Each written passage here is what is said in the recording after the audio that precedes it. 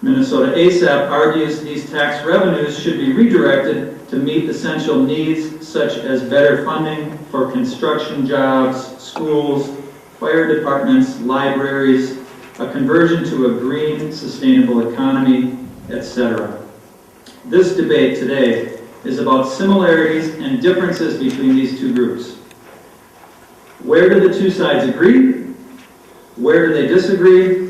And ultimately, what would be the smartest approach to rebuilding our struggling economy? Can Minnesota ASAP and the Minnesota Libertarian Party work together? I'd like to introduce our debaters for you. S.L. Malik is a graduate of the Milwaukee School of Engineering and a professional engineer in the electrical power and building construction industries. As the Vice Chair of the Libertarian Party of Minnesota, he is an outspoken advocate for personal freedom, strong civil liberties, a genuinely free marketplace, and peace. Professor Jack Nelson Pallmeyer is an American academic, a professor of peace and social justice studies at the University of St. Thomas, the author of 13 books, and a peace activist. He is co-founder of the Minnesota Arms Spending Alternatives Project, Minnesota ASAP, a grassroots organization which connects the dots between Pentagon spending and unmet needs in local communities around Minnesota. And to be clear, while Jack previously ran for U.S. Senate as a Democrat, he is not representing the Democratic Party view here tonight. He's representing the view of Minnesota ASAP. We'll begin with opening statements around the main debate topic, Pentagon spending. You'll each be given 6 minutes. There'll be no rebuttals during this time. It's regarding Pentagon spending and federal spending priorities. We'll begin with Professor Jack Nelson Pallmeyer. Give us an overview of Minnesota ASAP with regards to Pentagon spending, and will you summarize the problem and solution as viewed by Minnesota ASAP? Well, thank you all for coming. So let me start out by saying just one thing about what I see the role or the purpose of government and the purpose of military spending, what it should be. It seems to me that the purpose of military spending should be to provide sufficient funds to allow our nation to be prepared in order to keep the nation safe from outside attack. That would be the primary purpose of military spending. But the primary purpose of government, for me, is a little broader than that, and we'll get into some of these differences. The broader purposes of government is to provide or help in the basic security of the U.S. population. And for me, that involves healthcare, it involves education, it involves a number of other things. So what I would like to suggest in what led me and others to start Minnesota ASAP is a belief that U.S. military spending levels and policies are now completely disconnected from that basic purpose of national defense, of defending the borders of the country. Dwight Eisenhower, many of you are familiar with as President of the United States, his last speech to the country, he warned the country about what? The military-industrial complex. And when he gave his warning, he was warning us that U.S. democracy was in trouble because of the unwarranted influence of the military-industrial complex, and he was warning us that military spending levels and even the wars the nation would fight were now disconnected from actual defense needs, and they were driven by other motivations, power and profit. The other point I want to make in my initial comment is just to point out that defense is not the same thing as power projection. And I was really impressed with a study by the Cato Institute, which generally reflects libertarian views a couple of years ago, that was very clear about this. It has said, U.S. national security policy is not about defense. Joining with more progressive voices like Andrew Bacevich, for example, who has just said, military spending in the United States is driven, and U.S. foreign policy is driven by power projection worldwide. That is very different than defense. And if we actually had a defense budget, we would be able to dramatically reduce military spending and in fact enhance the security of the country. Let me just illustrate that point with one quote. It's a quote my students are probably familiar with. It comes from Ron Suskind, who on the eve of the U.S. invasion of Iraq was told by a high-level Pentagon official after Suskind said, "This is going to be a disaster if you invade Iraq, for the Iraqis, for the U.S." And the response back was, "Ron, the problem with you is you and others are in the reality-based community. We're an empire now, and when we act, we create our own reality." Well, that's power projection and arrogance that has nothing to do with the authentic security of the country. In my preliminary comments and in this opening statement, I would also like to point out how costly military spending is to Minnesota. You may remember that we shut down the state budget, or our politicians shut down the state budget over a $5 billion two-year shortfall. Over that same two-year period, Minnesota taxpayers spent $8.4 billion just for our share of the Iraq-Afghan war. All told, as you can see by a banner that we have outside, Minnesota taxpayers have now spent $41 billion just for our share of Iraq and Afghanistan. Now, one other figure, a couple I'd like you to keep in mind. You may have seen, although many of you probably didn't, a front page article in the Star Trib not long ago. And it was a sky is falling article written basically saying, if the military budget is cut as a part of sequestration, Minnesota is going to lose 4,000 jobs and the state will lose $3 billion in revenues over the next 9 years. Wow. What it didn't say is how much deeper the pain would be if if the cuts are in the non-military sector.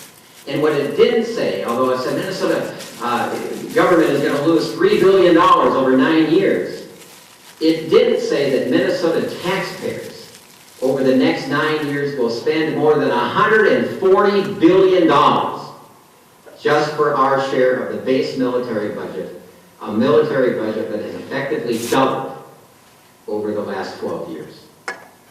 So what I want us to do and what we want to do in Minnesota ASAP is we're encouraging conversations at all levels of the state. And we're encouraging those conversations by going into communities, to city councils, to county commissioners, to library boards, to school boards, to churches, to synagogues. And we're having a conversation about what we would like our communities to look like.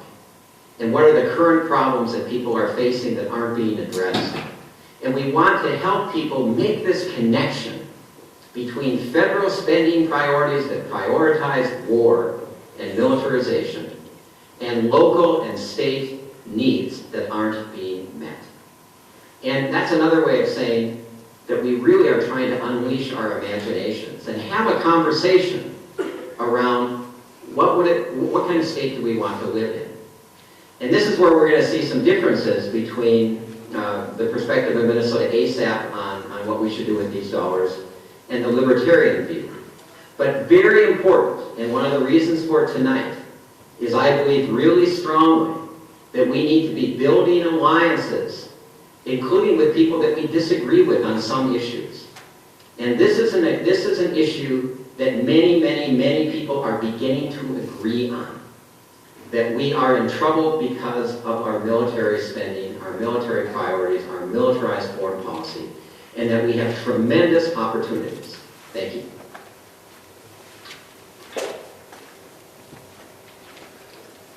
Thank you, Jack. S.L. Malik, please give us an overview of the Minnesota Libertarian Party with regards to Pentagon spending. Will you summarize the problem and solution as viewed by your party?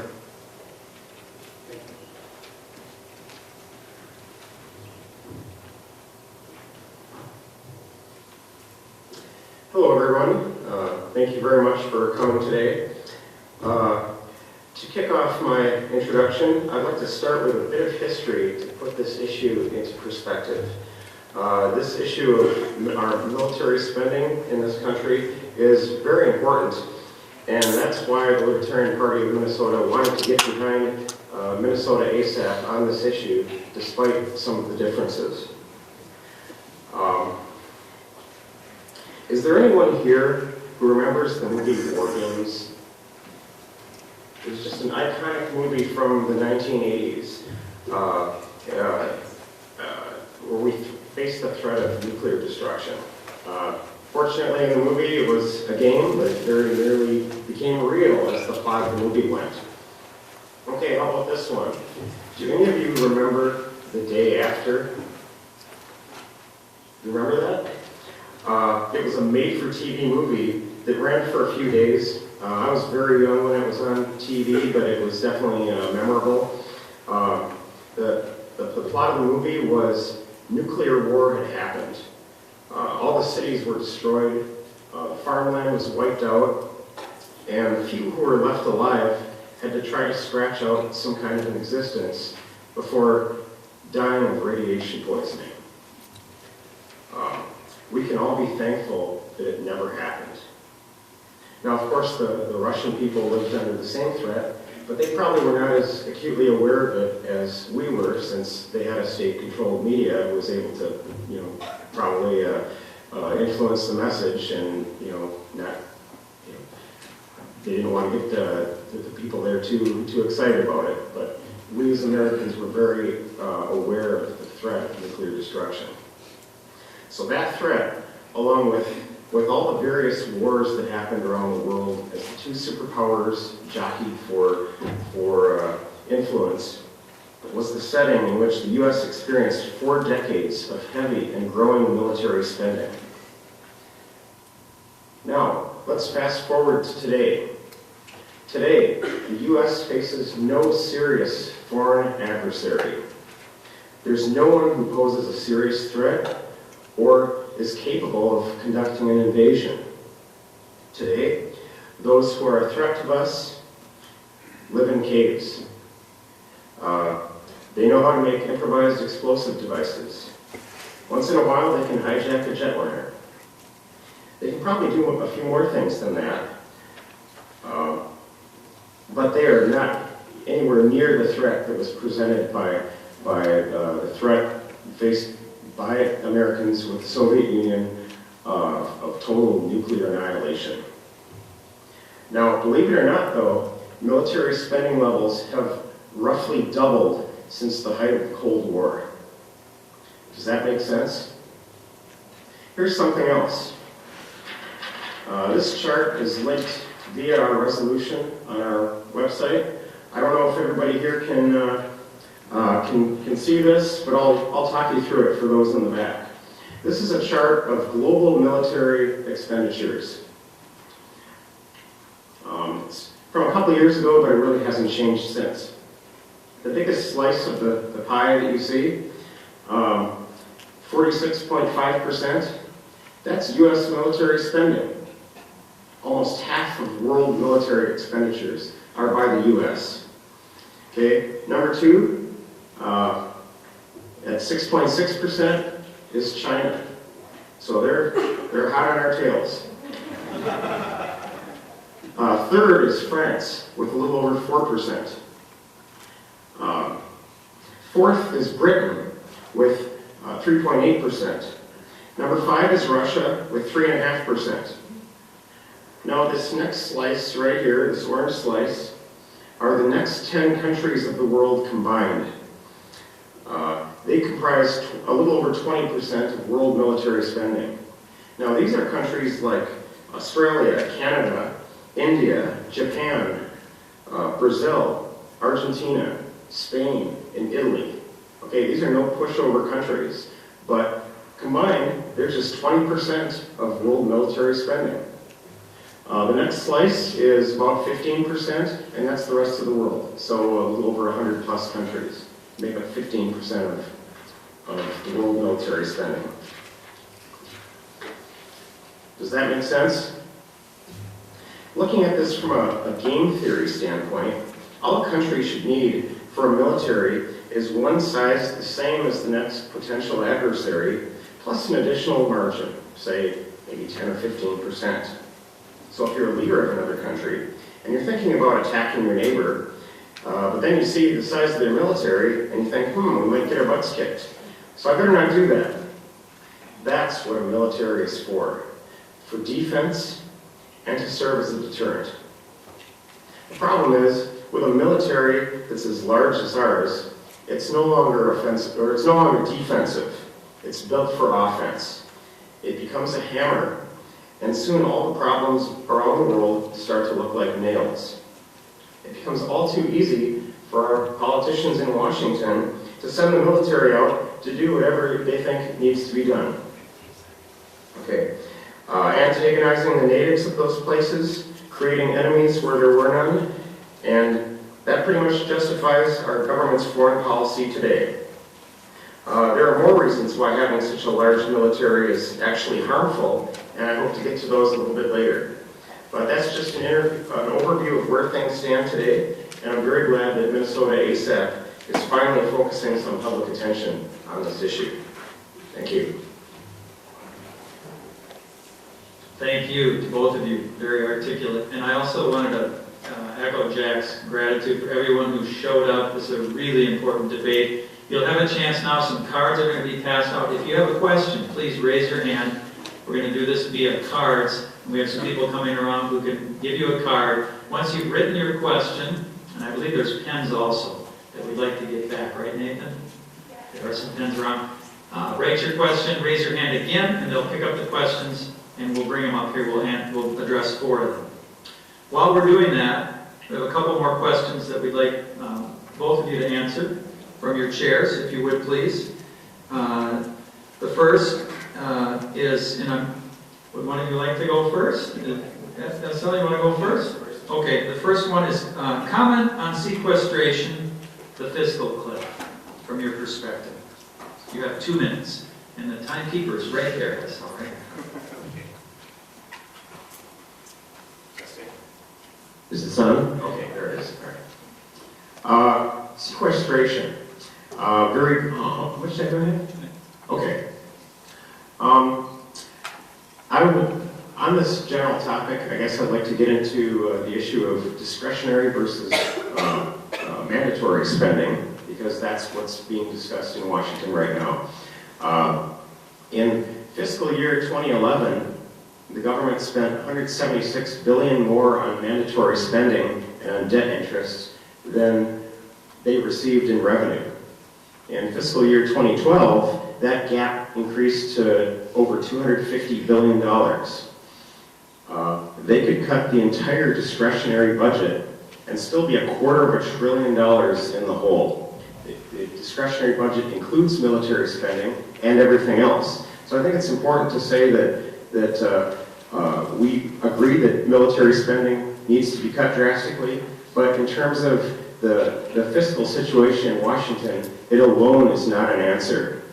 In fact, on the topic of sequestration and the fiscal cliff, but for sequestration, the cuts are negligible and pretty much actually irrelevant given the big picture. The sequestration cuts are not even cuts. They're just reductions in the projected increases of years to come. So next year's budget will be even bigger than this year's budget, even with the sequestration cuts. So it's a little bit of a sham. It doesn't really get to what really needs to be done. Like I said just a moment ago, we're still running up $250 billion in additional new debt every year at the current rate. Thank you. My view is that sequestration is a manufactured crisis. It's not even a real crisis, and that the entire focus of the conversation on debt, deficits, austerity takes attention away from really what are the big issues that through which we could solve whatever budget crises we have. Military spending is huge. It makes up, last year, made up 59 cents out of every dollar that Congress appropriated went to war. That's in the discretionary budget. In terms of projections of Social Security is now being targeted. But Social Security would be very easy to solve. First of all, solve them for the next 35 years. Second of all, if you just raise the level of income that is subjected to that tax, we could have that system solved. Many of the debt projections of the country are actually rooted in projections of allowing our dysfunctional healthcare system and Pentagon to keep spending more or less as they are. If you had a sane military budget, and if the United States adopted a healthcare system like any other developed country does, we would soon be on a surplus path rather than a deficit path. The other thing I would say is I was just in Washington, D.C., and looking at the issue of sequestration in terms of who is going to impact. Who is really going to impact is it targets specifically the most poor, the most vulnerable. It targets programs like WIC program, Women, Infants, and Children. 775,000 women and children will be kicked off of that program. So sequestration, for me, we need to look much, much more deeply at the political motivations of those who are using the debt in pursuit of other objectives.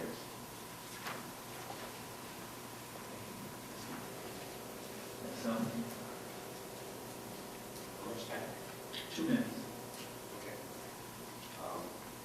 I largely agree with the professor's comments that sequestration is it's kind of a sham.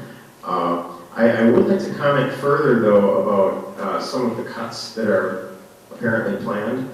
I'd like to point out a difference between the way that, and this will lead into some of the things that I'll talk about later, but I'd like to point out the difference between the way the marketplace handles cost cutting and the way government does it.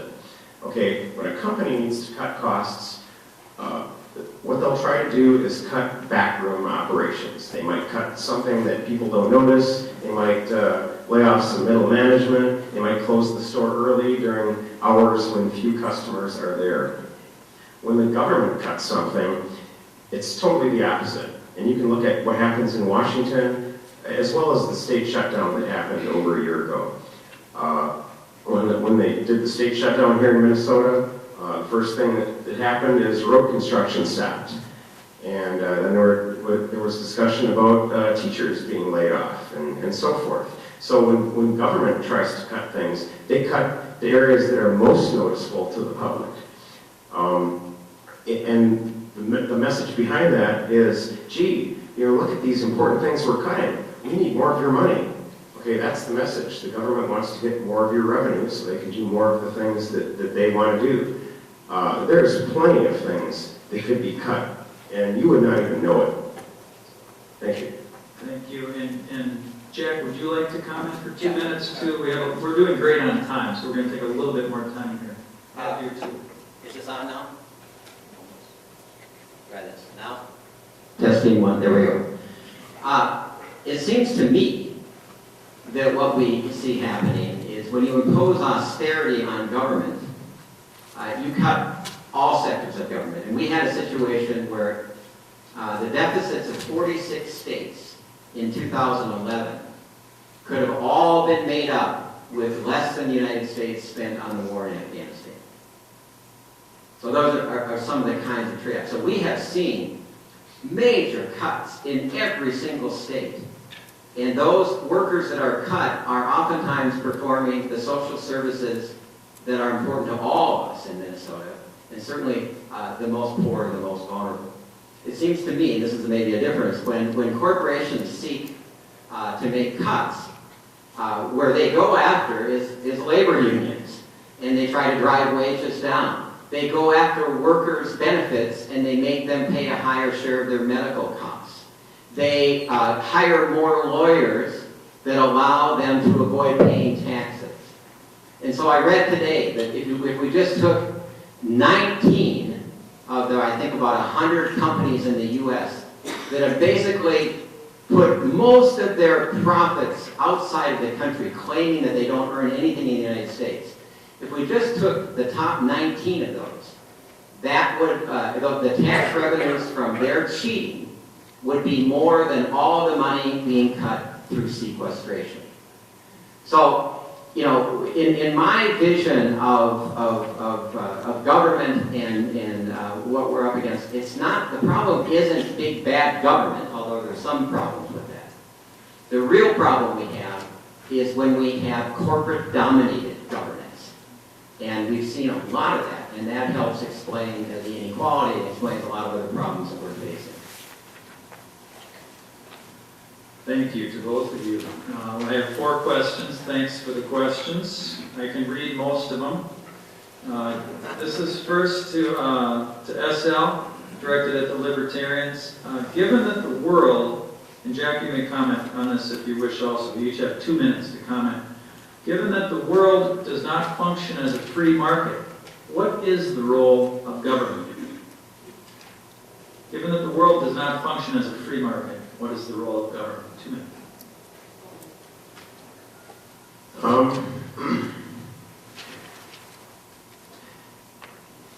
Generally speaking, many libertarians believe that the role of government is to protect people from force or fraud from others.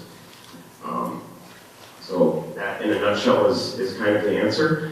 But I think the problem is to say, okay, yes, the world is definitely not a free market. It's a biased market where government is involved in every decisions that is made.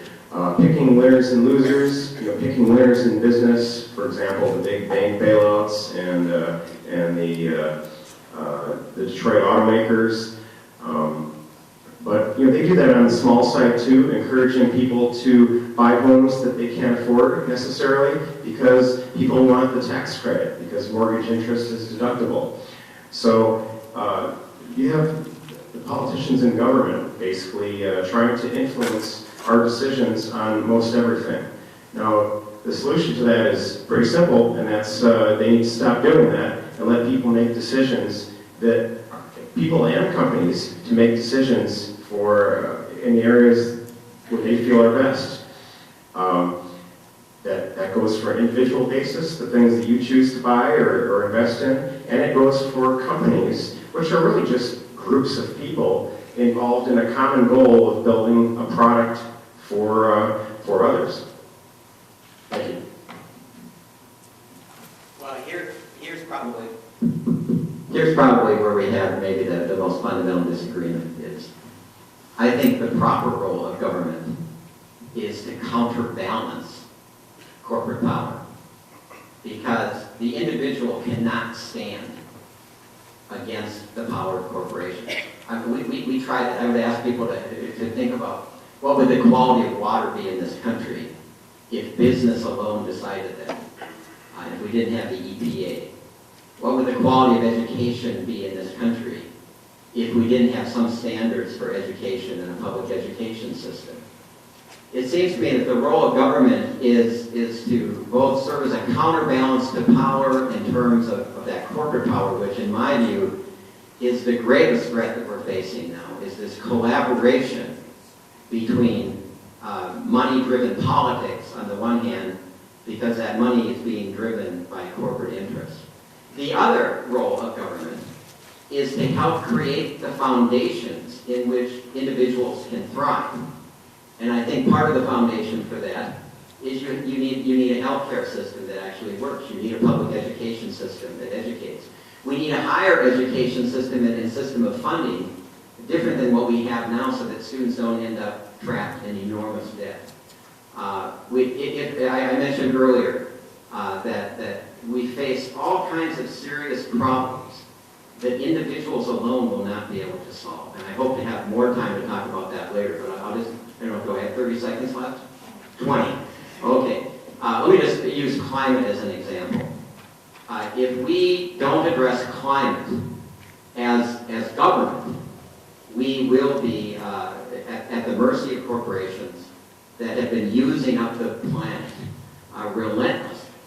And I would just think about the climate emergencies of the last months and years and how important public funding is for recovery. I'm curious if you have a comment on this comment. This is a bonus comment you get, SL, because your sign is not in front. I thought you had one. What do you have? Hello? Yes, that's definitely a difference that we have. I would say that this idea that government is a counterbalance to the corporations is a myth. A lot of people, particularly on the left, believe that we need to give government more power in order to control or reel in the large corporations. There's one problem with that, though. Corporations are the ones who have the money and the influence. Okay, in Washington or in St. Paul, any corporation you can imagine has a team of lobbyists who can go there and get to know legislators and lobby for their issues, whether it's subsidies on their behalf or whether it's new regulations that restrict their competitor while giving themselves the advantage. Okay, that's the resources that the corporations have. Okay, let me ask you a question. How many lobbyists have you sent to Washington or St. Paul as individuals? That's the problem. And when you give more power to government, it increases the power that the corporations have. That's why as government has gotten bigger, the corporations also become more influential. Because the two are in bed together. So when the government has more money to be able to spend or dole out, the corporations are right there to receive it. And the little guy, the taxpayer, is kind of left by the wayside. So I definitely disagree with the notion that government is a counterbalance to the corporations. Thank you. We're going to let Jack take a quick minute here. This is an important point. Couldn't have agreed more with what you said, with one change. And the change I would make is that the case that you just made eloquently is a case for why we need to get big money out of politics. It's a case for why we need something like Move to Amend. It's a case for why we have to break the stranglehold of corporate money on even our political system. To think that that's going to happen just by getting government out of the way, it seems to me that that's illusionary. And so it's one of the main reasons why I was interested in starting Minnesota ASAP. Because I believed that both the Republican Party and the Democratic Party, for many, many, many decades, has been accomplices or has been taken over or at least influenced by the military-industrial complex to the point where that we as the people don't have representation on this issue. That's why we started Minnesota ASAP as a non-partisan organization. Thank you. I know this isn't finished, but I'm going to move to the next one. The next question is, contractors are taking, this is more to you, SL, contractors are taking more and more of the military budget, as does the private prison system. What does the Libertarian Party say about that? Should we give military aid to other countries? So there's at least two questions there. The answer to... Hello? Okay, the answer to the second question is no. We should not give military aid to other countries. And that's really part of the problem today, part of the threat that we face from terrorism, because that has been done up to this point. What was the first question again? I'm sorry. Contractors are taking more and more of the military budget. What does your party say about that? Private profiteers, as does the private prison system, taking more and more of the military budget. What do you say about that? I would say that kind of goes along with what I just said earlier in response to the previous question. In general, I'll say that if private contractors are doing functions in the military, they're probably doing it more competently than if the government itself tried to do it, okay? Because they are held accountable to certain goals to some extent, even though when they have cost overruns, they're often passed to the taxpayer. But in general, I would say that when it's done privately, the result probably works better. That still doesn't make it right, and that definitely doesn't make it free market, because government is controlling the strings. They're deciding who gets the contracts, how much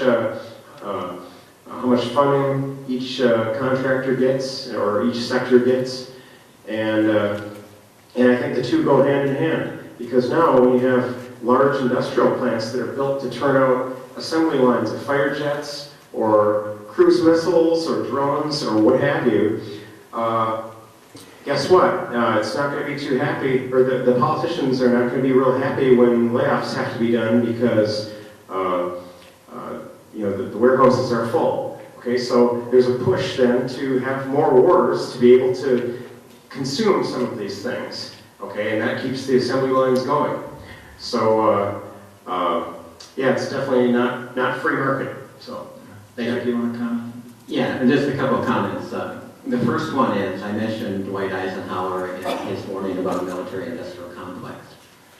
The military-industrial complex for us today is probably 100 times more powerful and more diverse. And one of the changes that has taken place is the privatization within the military. So this is should be a great concern as we think about Afghanistan and the so-called winding down of the war in Afghanistan. The United States will spend more money in Afghanistan this year than the entire food stamp budget of our country. And we're still talking about leaving 25 to 40,000 or so soldiers behind. There'll be an equal or more number of private contractors left behind. So part of the militarization of foreign policy is the privatization of militarization. And then I can't help but think it would come as a great surprise to the people of Iraq or Afghanistan and to prisoners in Abu Ghraib to hear that the private sector was better for them because there certainly is a long track record of additional, even graver abuses taking place by private contractors who had no accountability at all. So I think that's part of a broader myth, and the broader myth is that private enterprises do things more efficiently than state governments do or the government does. There's no guarantee of that at all. In fact, I would say that there's a lot of evidence that the opposite is true. It certainly would be a mixed field, but don't expect greater efficiency in the private sector in some of these areas. A classic example of that would be Medicare. The overhead for Medicare is about 5%. The overhead for private insurance companies is about 20%. So there's an illustration of that this principle doesn't work very well in practice in many areas. Thank you. Here's a question. Where is the bright line, I believe that's what it says, correct me if I'm wrong, where is the bright line at which one sacrifices individual liberty or utility in the name of assisting those in need and preserving the life, liberty, and pursuit of liberty in others? I think that either one of you could answer this. Where's the bright line at which one sacrifices individual liberty or utility in the name of assisting those in need and preserving life, liberty, and the pursuit of liberty in others? Do you understand the question? Yes, Al? Did I capture that question? He wants me to go first because Yeah, he says right. then he can rebut me, so that's fine. That's fair. All right. Well, I would pose the question somewhat differently and say that I think the line for me is that my well-being is tied up in the well-being of others. And my well-being is negatively impacted in a society as unequal as ours. For example, how many Americans know that if you divide U.S. wealth into quintiles, that the bottom 40% of Americans, guess what percentage, my students should know this, guess what percentage of wealth that bottom 40% has? Less than 0.3%. That impacts my quality of life. That impacts the quality of life of the society I'm in. When we underfund education, it impacts the quality of my life. So I see my well-being and my future intimately tied into this thing called common good. And I think that's not a sacrifice. It's just a basic ethical and moral standing that says that, and says that we should be together, yes, responsible as much as we can for our individual behaviors and our individual lives, but we're all part of social systems. And it seems to me, certainly Catholic social teaching would say, we really are our brothers and sisters keepers, right? We're in it together. So I would just rephrase the way that it was said and said, I don't think there is a bright line. I think the overall principle is that my well-being is intimately tied to the well-being of others. Yes. The question, if I can find it, is I got a lot of questions now. Thank you. And the ones I'm getting now, I can't read very well, some of them. Question was, what is the bright line at which one sacrifices individual liberty or utility in the name of assisting those in need and preserving the life, liberty, and pursuit of liberty in others? The line, and this is something that is really the core of our position as libertarians, the line where one's individual liberty ends is the point where the next person's begins. So we as libertarians believe that people should be able to live their own lives however they choose, or to earn or spend their own money however they choose, as long as they don't infringe upon their neighbor's equal right to do the same.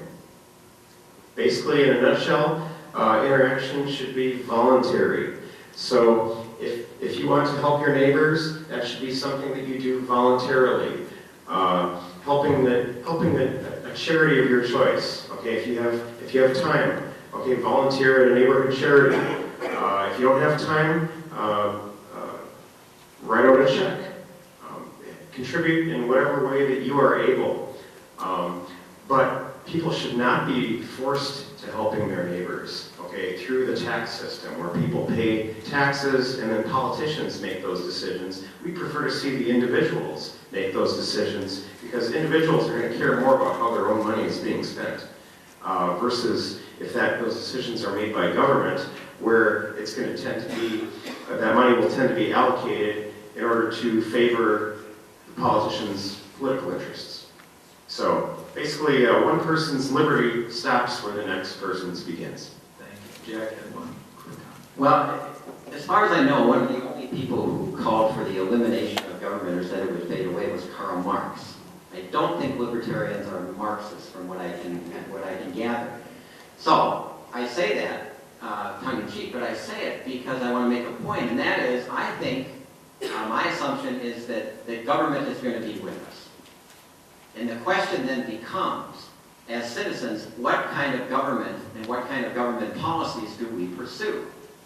And the case I would make is that over the last 30 years in particular, we have seen an overwhelming preponderance of policies dictated by people who have a lot of money and by corporations that have a lot of money. That means decisions are made every day. It's not just an individual making it. The individual didn't make a decision that in Minnesota we would have a $6.15 minimum wage. An individual didn't make the decision that we would in Washington, D.C. have politicians that said, we're really going to get in the way of labor unions forming. We're going to have tax policies that ensure that the wealth go to the richest 1%. All those are public decisions made by government. So the idea, we're not going to get rid of government. Hopefully, if we organize, maybe we can have maybe smaller government in some way. Certainly, I believe the military should be smaller. But there's going to be some places where we actually need bigger government. And again, one case I'll make is healthcare. Now, there are different models, and I'd be glad to talk about the different models.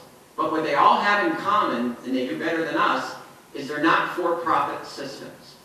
And that's a decision that governments have made in Japan, in South Korea, in Europe, and elsewhere. And for half the cost, they get better health outcomes than we do. And it covers everybody. So that's the point I would make, is we're not going to get rid of government. It's not the individual on the individual's own. So we better be shaping government policies that help individuals, but also help the common good. Yes.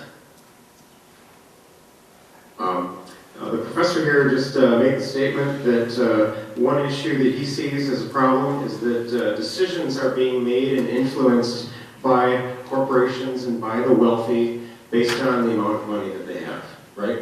Essentially. I would say that the problem, though, is not money.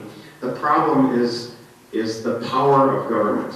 Government, as it becomes more powerful, has more power to be able to dispense taxpayer assets to those who it wishes to route that money to. So as that happens, yes, that situation is going to tend to benefit the wealthy.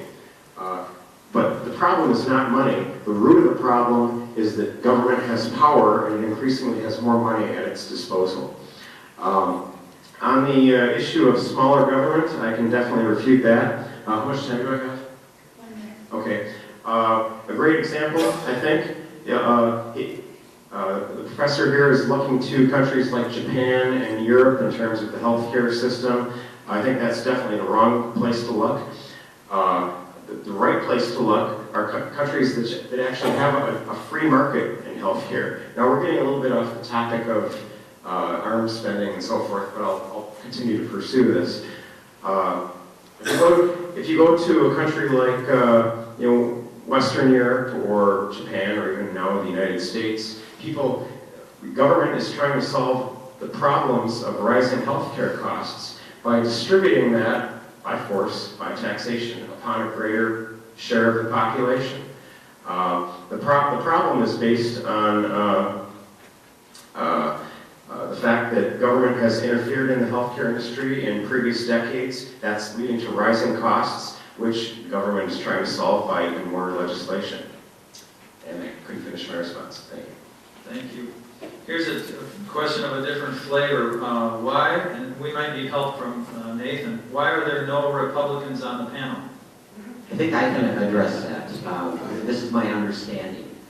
Well, first of all, the Libertarians, I think, in some ways are a wing of the Republican Party, but this was not meant as a party designated event. It was a focus on military spending, and we did invite a student from the Dems on campus and a student from the Republicans on campus to offer a response. And I think, is Ryan here? Ryan is here, and is he going to do that at some point? Because from the Democrats. So Ryan is going to offer a Democratic student's perspective on these issues. And the Republicans on campus, my understanding is that they decided not to because they felt that they weren't represented at this table. But at this table, the idea was the intriguing notion that we had the Libertarian Party and Minnesota ASAP, very different on many issues, really in agreement on many aspects of the military issue. And so I think it's unfortunate that the Republican students decided not to offer their views. And I heard a noise. I wonder if we can just break for a second. The Executive Director of Minnesota ASAP, can you keep it to a minute? Executive Director of the Libertarian Party. Yes, Executive Director of the Libertarian Party. I apologize. Yeah, sir. Certainly. I didn't mean to interject. No. Not ad hoc, I guess. Yes.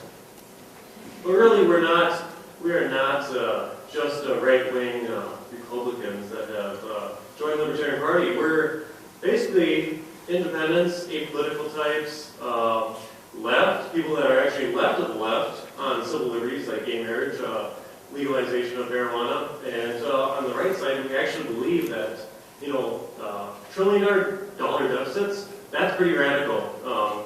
Printing $85 billion every single month. We're talking about the sequester and $85 billion in 1 year. The Federal Reserve is printing $85 billion in 1 month. So, I think the two parties are pretty radical from where we stand with not balancing the budget. They can't prioritize anything. So, But you don't see yourself as a wing of the Republican Party? definitely not. I went to the Republican National Convention, because of Ron Paul, we had to have a voice, obviously, and the two-party system's kind of a sham, but we're working on it. So, that's, I guess, my basic point is that we bring people together on both sides. We're fiscally responsible, socially accepting people, and a lot of apolitical younger people that see there's no point in participating in the system if it's just going to be Democrats and Republicans saying basically the same thing on many issues of agreement. Thank you. Thank you. Thanks.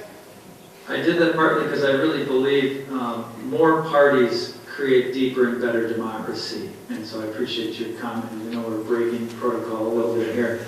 A couple more questions and we're going to move on with the format. Using military as a defensive deterrent was mentioned by you, Jack, earlier. Could more be said about this? What are the pros and cons of this power-based deterrent? Do you see any other ways to create and sustain peace? Jack? Yeah. 2 minutes. I I mean, I think that, and you said this well earlier, I think one of the big problems you have when you have an inflated military sector and you have these enormous self-interested reasons for promoting militarism and war, you end up with very counterproductive approaches to peace. And in fact, I would say it leads to the opposite. And so I would say if we want to live in a more peaceful world, then we would be paying attention to issues of hunger and poverty, inequality, sustainable agriculture.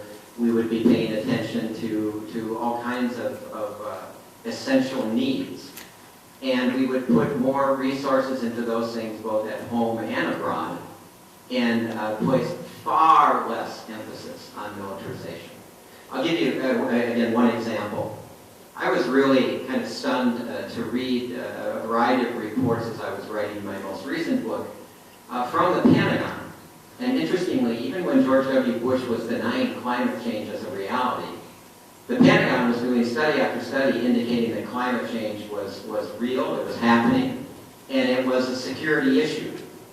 The problem I had with those reports is that they laid out then a vision that said, therefore we have to militarize more because climate change is going to make the world more unstable. Rather than saying, why are we spending about 85 times more to militarize than we are to address climate change? So that's an example of, yes, I think that there are peaceful alternatives. I think that there are international partnerships. I think that there are lessening our dependency on oil. I think there are many, many things that we could be doing that would make the world a much more peaceful place, and militarization gets in the way of those. Thank you. Essa?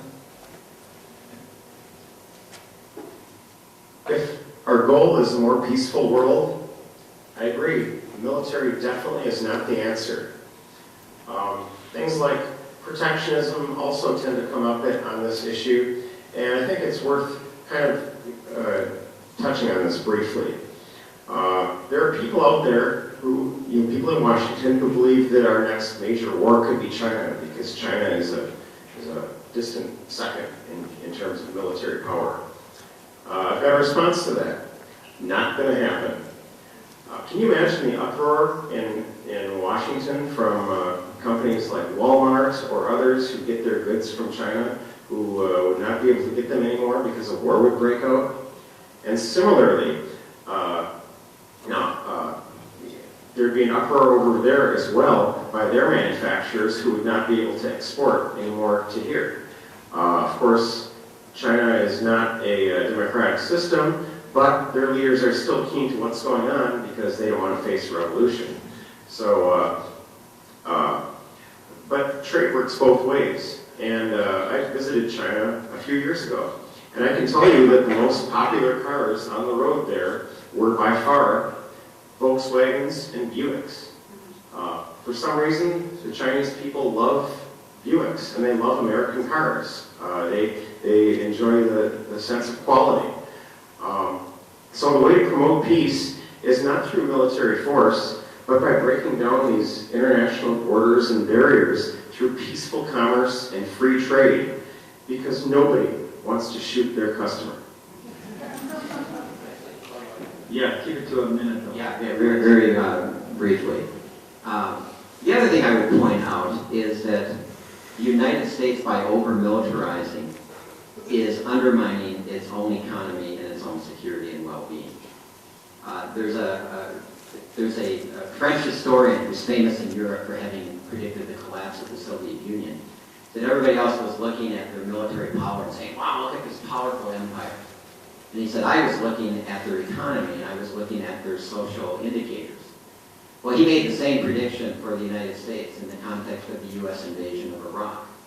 And essentially what he says, and I agree with, is that every effort the United States makes to hold on to its privileged position in the world through military means is accelerating the pace of our internal economic and social decline. So we pay a really, really high price for militarization. And, stated the other way, we would have tremendous opportunities to improve quality of life in this country and in the world for present and future generations if we demilitarize those priorities. Thank you. And there's one I can't read, but I think it's really good. And Nathan said that Colleen might have written this one. It's a perfect example. Is Colleen willing to read this? No, it was the person next to me. Next to you? I think it says, this is a perfect example of why the military-industrial complex prevails. We are already off the subject of the costs of the military intelligence and the corporations that support them, along with the government. The military is supported by the government and corporations. That's where you lost me. The person's not here. I want to read a couple and not have you answer, but just I want to hear them because we're getting close to the time on the question part. What about the T-35? Is it an opportunity to campaign for specific cuts? Just want to say that out loud. And how do we make these facts known to the general public? How do we outshout the military-industrial complex? I think those are interesting questions. Can I take a stab at that last one? Because I think Yeah, you want to? okay. Okay, Just take it, give it a I mean, minute. that really is the purpose of Minnesota ASAP, right? How do we bring these figures into the public realm? And what we're doing through Minnesota ASAP is we're taking some of those numbers. I mean, people are stunned. When they hear the Minnesota taxpayers have spent $41 billion just for our share of Iraq and Afghanistan, they go, you're kidding. I almost went bald because I told my barber when he was cutting my hair. All of a sudden he went wild. I walked out of there with no hair at all. But it was illustrative of the kind of conversation that we can have now. We have a billboard up on the way to Duluth, if you drive to Duluth in the next couple of months, that has this sign up there, $41 billion Minnesota taxpayers. What's being cut in your area? You can take this issue to library boards, you can take it to school boards, you can take it to local city councils. That's what we're doing all around the state. And that becomes an occasion for a letter to the editor, et cetera, et cetera. So we through Minnesota ASAP and with your help, we can have that conversation. Take a minute, so if you want. On the issue of outshouting the military-industrial complex, I will get to that in my closing remarks. So I will answer that question. I would, however, because the professor brought up the issue of climate change, I'm not going to let him get away with that without a rebuttal. So that's definitely one of the differences. Now, when this resolution came up for consideration by our state party, we all discussed it. You know, we basically agreed on the issue of reducing military spending, but as we read through the resolution, you know, just the hands of objection went up around the table, and people are like, well, as a libertarian, I can't agree with this. You know, this goes against everything that I stand for as a libertarian. And some of the things like rerouting funds to schools and hospitals and other areas, which are things that should not be done by government, they should be done by people in the marketplace, and especially climate change. Thank you. We're gonna move on to the final section. A couple other questions. Thanks to everybody for the questions. I'm sorry they weren't all responded to, but mostly they were. I don't think the two parties are doing anything well, quite bluntly. People tend to look to the Republicans to stand up to on the spending issue and to stand up on fiscal restraint. They definitely have not done that. In fact, during President Bush's years, the deficit and the debt spending grew by more than it did during previous administrations. The Democrats have traditionally been more supportive of civil liberties and standing up for personal freedom issues, but on issues such as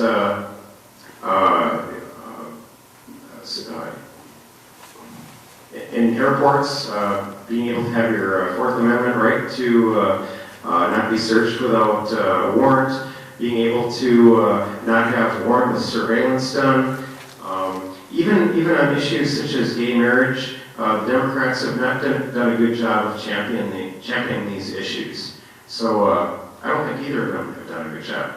Thank you.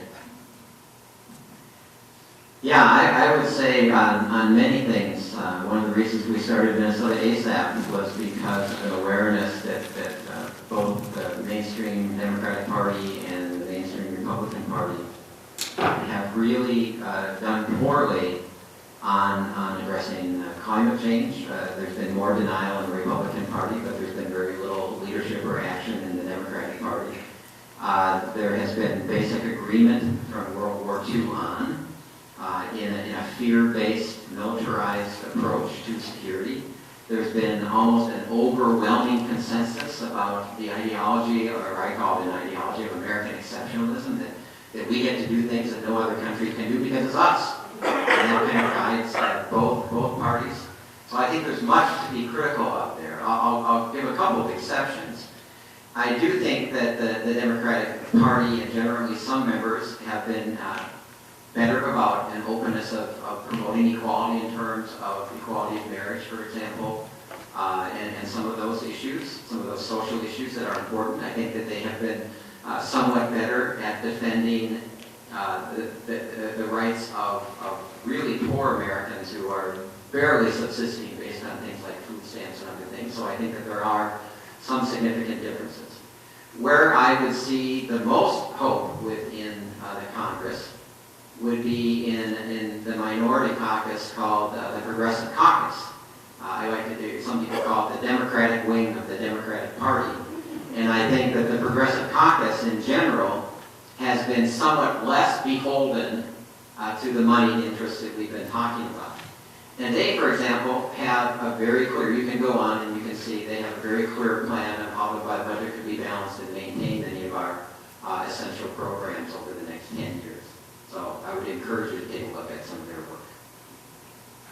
Thank you. You brought up climate change again, and this time I'm really going to dive into that one because I think that's an important issue. That's something that we definitely have a difference of opinion on. In my view, spending resources on climate change is barely better than spending them on the military. I mean, at least you're not killing people, but I can point something out to you that, although not indisputable, will give you good reason to be skeptical about this. Okay? Now I know you were told to turn off your cell phones, so maybe make a note of this, but go to Wikipedia, wikipedia.org, and type in sunspots. And scroll about halfway down the screen, and you'll see a couple of charts. They're charts of solar activity over the past several hundred years, and then right next to it there's another chart of solar activity over the past several thousand years. And by looking at those charts, you'll see that in general, solar activity or sunspot activity has been increasing over the past, say 100 or so years. That just happens to correspond to the period with which human industrial activity has increased. You don't hear that mentioned at all in these debates. It's always focused on the fact that anthropogenic global warming is the cause, man-made. And there's never any discussion about the solar factor. One of the problems here is that with politicians kind of interjecting on this issue, okay, they're not familiar with science. The media certainly is not familiar with science. So they're giving these views, they're allocating funding toward groups of scientists that come out with conclusions that they support. And what it's doing is science is now coming to be seen as a point of view by the public. We're in danger of being off topic, but I know Jack wants to I'll do say it something. really quickly. Go ahead. Just to say that I would say 98 to 99% of the respected scientists in the world would just roll over in their grave if they heard the statements that you made. So that's just it. And then for people here, I would, especially students here, I would really encourage you to follow up with John Abraham, who is on our staff, who teaches here at the University in Engineering, who is a member of the Intergovernmental Panel on Climate Change, and who has a whole network of scientists who respond to these kinds of statements. So, And I'm gonna cut it off, and I'm gonna do something bold and ridiculous. I'm gonna change the next question and ask, where do you two see points of connection? The libertarian view calls for smaller government, major tax cuts, and more individual, non-governmental based solutions to problems of human needs. Do I have that right, SL? Is that accurate?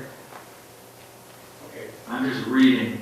Okay. I didn't write this. I'm asking if that's right. You call for smaller government, major tax cuts, individual, non-governmental based solutions to problems of human needs, right? Minnesota ASAP, Jackson calls for more of a redirection of tax revenues from war to meeting our essential needs. Where do either of you see a point of connection? And this will be the last question for this section. Where do you see some points of connection in bridge building between the two sides, though you have strong differences? Where might we begin to build and work together? I know we're a culture so influenced by Survivor and all this fighting and disagreeing, but where do you agree? Where would you two like to see a possible bridge built? Apologies to the moderator. I'm going to respond to what you just said about climate change. Look, there are quite a number of scientists who disagree that man-made sources are the source of climate change. It's generally agreed that the Earth is warming. What's in dispute is that human activity is the cause of it. Now, there are a number of scientists who do dispute that. But look, science is not an election, okay? The majority is not right. There was a point in history where people like Copernicus and Galileo had definite minority views. That didn't make them wrong, okay? Science is something that needs to, politicians need to get out of it. They need to stop playing favorites by funding the groups of scientists that they agree with. They need to butt out and let the scientists do their job and find out what's going on. It's a good point. The minority may not be wrong. It's a great point. Now, either one of you want to be... Sure, I can start, and then I would say it's not going to be climate change. It's not going to be we're going to build our foundation on. But that's okay. We don't have to agree on every issue. And I would like to say that I think that every progressive person in this room or who would identify themselves with that label, or liberal or Democrat or whatever label you want, I would encourage you to take a look at the Cato Institute study on U.S. foreign policy and military spending. It is very powerful. It is very well said. It basically says that the United States does not have a defense policy. It has an intervention policy. And it lays out very clearly that we need a different kind of foreign policy with different assumptions. And I think that's something that we can build on. It also recognizes that there are huge savings to be made if we were to have a sane defense policy. And that's another point of agreement. And we can have disagreements and try to convince each other, you know, what percentage of those funds should be just tax breaks that go to Americans, what percent should be paying off the national debt, what percent should be used and invested in healthcare or other kinds of things. That's a conversation that I welcome. We can have that over time. But I'm actually really excited that there are strong voices within the libertarian movement that share this idea that we need to move the country with a different foreign policy and we don't need to be squandering our wealth there. I will say another positive thing.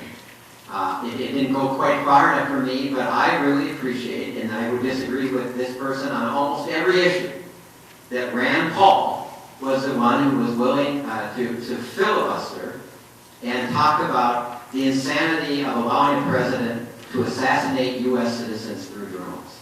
And I think that we should be thanking the Libertarian Party and Rand Paul for willing to take that stand that most Democrats would not touch with a 10-foot pole. Thanks for modulating your applause. But yes, I definitely agree that our goal is to stand up for smaller government and tax cuts. But I don't like to use the term tax cuts. What it really is putting people in control of their own money. Okay? Because really, everybody's needs are different. Now, this is maybe one of the areas where we might have some dispute. Min ASAP is proposing to take military allocations and to redirect those toward other needs. Okay, but I would say that the best way to do that is not by central planning, not by a politician deciding to do that. Let's give that money to the people so people can decide what needs are important to them. Because everybody's different. Maybe you need to pay off your mortgage so you're not foreclosed upon. Maybe you need to save for college or for your kids' college education. Maybe you need to save for retirement. Yes, I'm going to interrupt you one moment. You're so articulate, you're hard to interrupt. But what did you think of Jack's suggestions for bridge points, and where do you see some commonalities where you might build together? He mentioned the Cato Institute. Did you hear some of what he said? Do you think those are potential bridge points? Do you have some other places where you see there is enough alignment to work together, though you do differ fundamentally in some ways? Well, certainly. I mean, the fact is we definitely agree on the issue of cutting military spending. So I think that's the core issue here. I wish we would have had a chance to maybe talk about that issue more. But yes, I do think that Cutting military spending. yes. That's the main one for you. Yes. Brilliant. Why don't you have one more minute? Why don't you take another minute to talk about that? We have 2 more minutes. Either one of you want to make one more comment? I agree. Maybe there's something more to be said, Jack. Well, I think, if people are frustrated that we didn't spend more time talking about those points of agreement, I apologize for that, because we certainly could. But I think that from my vantage point, all the other things I care about, and they differ some from what you would identify as the things you most care about. But it's very unlikely that the things I care about in terms of building a better society, having a better education system, making college more affordable for people like you, and other things aren't going to happen as long as we're squandering our wealth on war and militarization, as long as we have a military-industrial complex influencing Congress so much, leading us into wars that shouldn't be fought.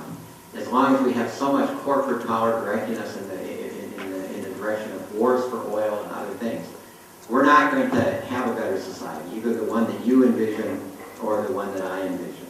And yet, my core message would be that better society is possible. And it's possible if we do take on this very, very important issue. And I think these points of differences are important to talk about. But I think for my purposes tonight at least, I think it's very important that we acknowledge that however different we may be, there is a growing movement in this state and in this country of people who are saying our military policies and spending priorities are just way, way out of whack. And there's a lot of polls that indicate that that's true as well. In Massachusetts, for example, they just passed a ballot initiative in every county in Massachusetts with about 70% approval, calling for immediate ends to the war in Iraq and Afghanistan, a shift of funding away from militarization and war. And they did mention protect Social Security and some other things in that ballot initiative. Approved in every county. That's happening all over the country.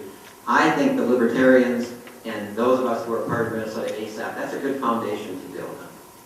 Yes, so I'll take 1 minute.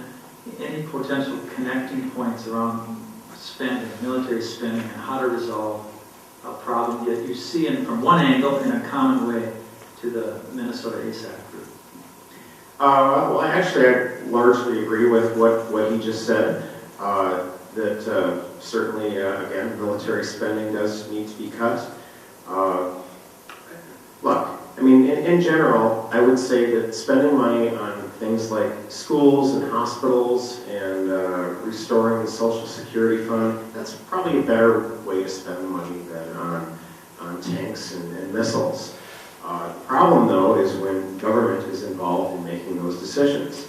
Okay, for something like Social Security, that money, or that program was originally set up to be something where the funds were to be retained, and then when those funds were needed, the individual would be able to withdraw them. But those in Washington didn't like all that money sitting around with nobody spending it.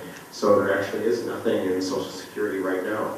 I would not suggest giving them more money to be able to squander. Time's up. Thank you. Thank you. Thanks both of you for engaging in that, and I appreciate appreciate your directness, your honesty, your willingness to agree or see where you agree, though there are strong differences. And I think that's part of the solution, is to see those strong differences but find the common places. So thank you. And now I'd like to introduce university student, campus Democrat, Ryan Selecta, to come up and speak for 3 minutes about his thoughts on this topic.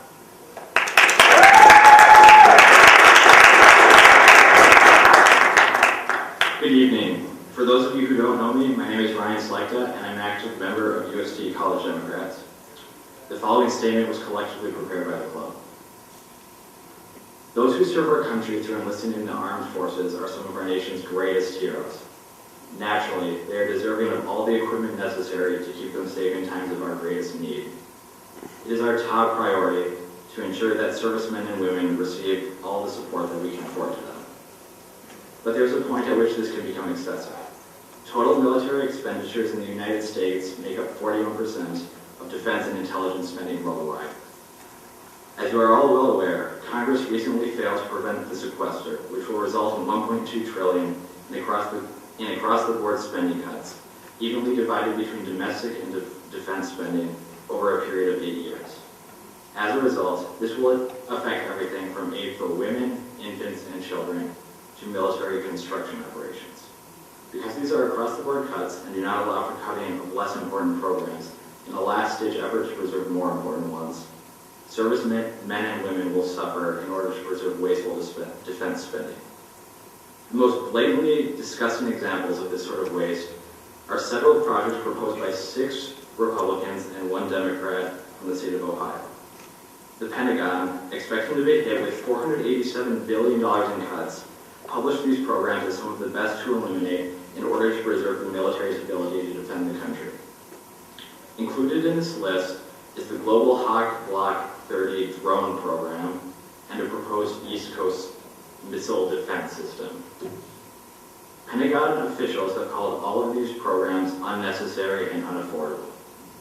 Rather than preserving veterans programs and aid for military families, our government has insisted on providing the military with highly unethical drones it doesn't even want, to the tune of approximately $3.5 billion.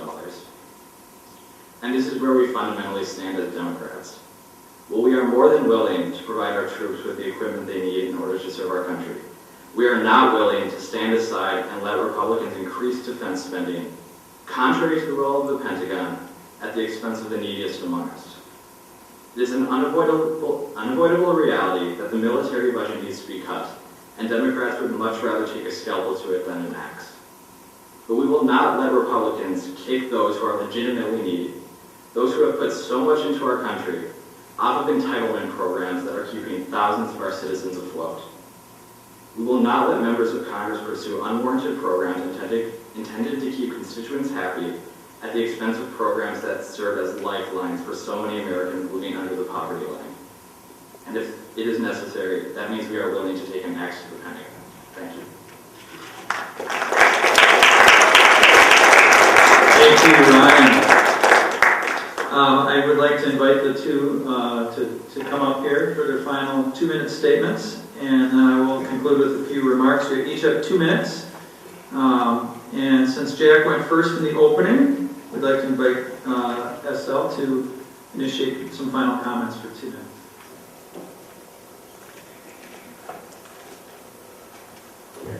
Thank you.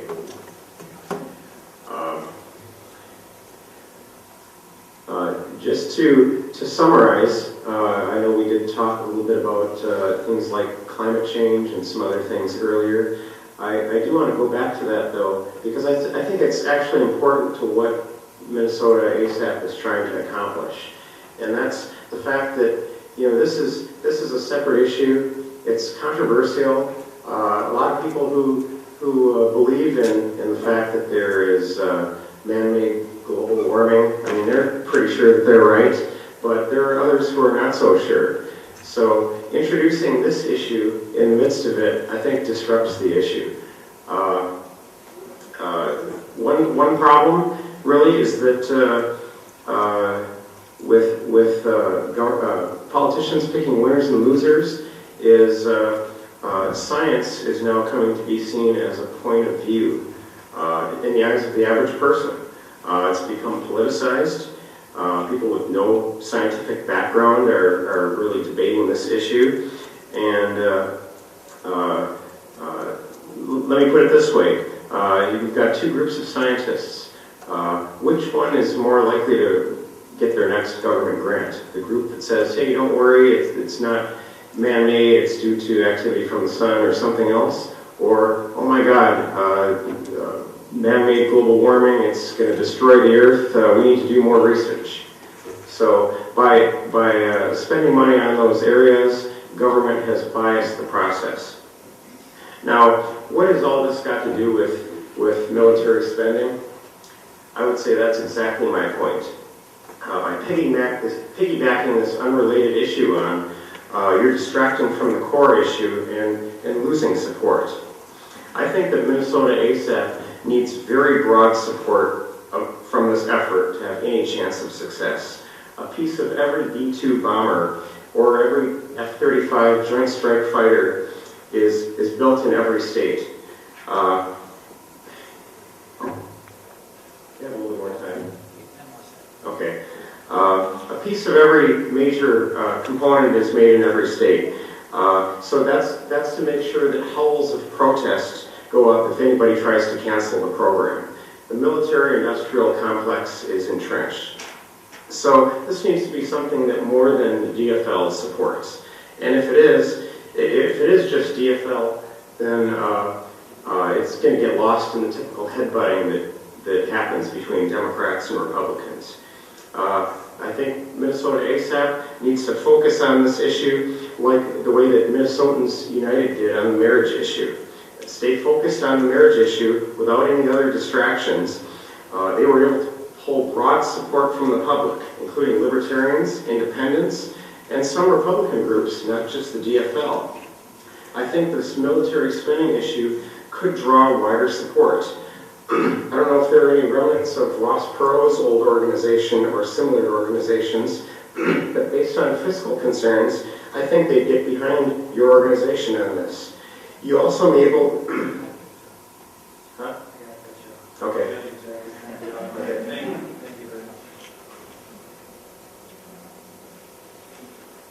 Well, I'll be really brief, but I think I want to highlight two things.